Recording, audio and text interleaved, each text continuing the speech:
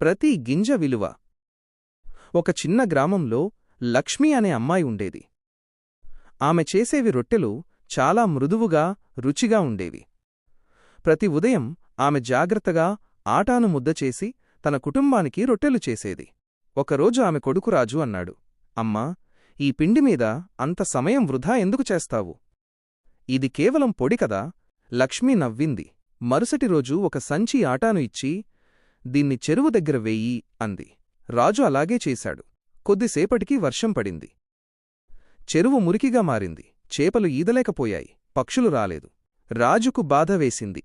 అప్పుడు అమ్మ చెప్పారు, ప్రతి ఆటాగింజకు విలువ ఉంది. దాన్ని సరిగ్గా వాడితే మనకు ఆహారమిస్తుంది, వృధా చేస్తే చేస్తుంది. ఆ రోజు నుండి రాజు ఒక్క ముద్ద ఆహారం వృధా చేయలేదు.